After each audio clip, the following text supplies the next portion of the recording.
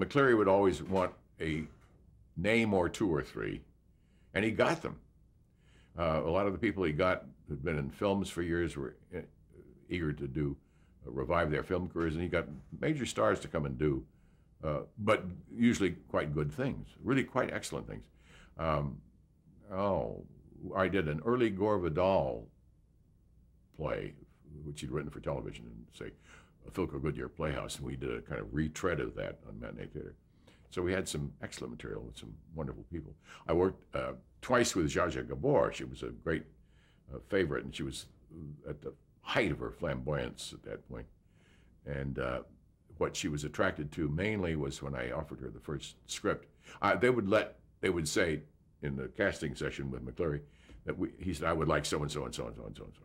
And if I had another idea, he'd listen to it, but more often than not, his box office sense of what ought to be on that set would prevail. And I had the challenge of working with some wonderful people, but also some not so wonderful people.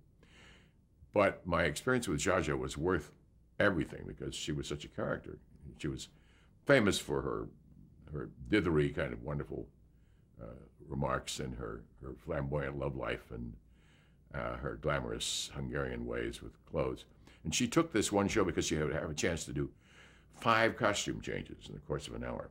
That really did it for her. So I told her, it was called The Fifth Husband, a schlocky kind of script. I said, Zsa Zsa, you read this, we're going to have our first reading together with the other actors in the morning, and then after lunch, I'll block it, and we'll work out the business. Oh, yes, darling, that's wonderful. And I said, but you read it before we get to the studio, because it's better if you have some knowledge of what. Oh, yes, sweetheart, yes. So about an hour and a half before the first rehearsal, let's say it's about 10 in the morning, we're going to meet at 11 or 12. I get this call. She says, darling, I just read that dreadful script. I can't do that piece of shit, sweetheart. I can't do that. I said, why? What's the matter with it? What?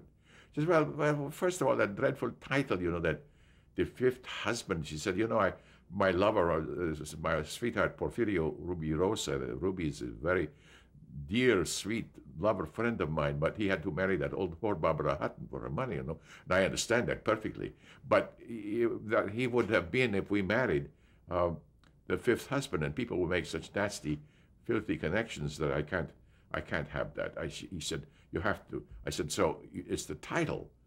Oh, yes, I didn't really read much, but I hate that title. The Fifth Husband, couldn't we make it 4? And I said, okay. But we didn't, of course, but you made instant kind of promises about things, and you lied a lot in those days. But she had such fun doing it, and I was able to work in a 6th costume change, and that really made me a major artistic director in her eyes.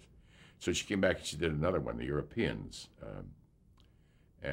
She was just such a laugh. She was such a fun person. She was, as you could tell, she couldn't open her mouth without saying something outrageous and funny. And she knew it.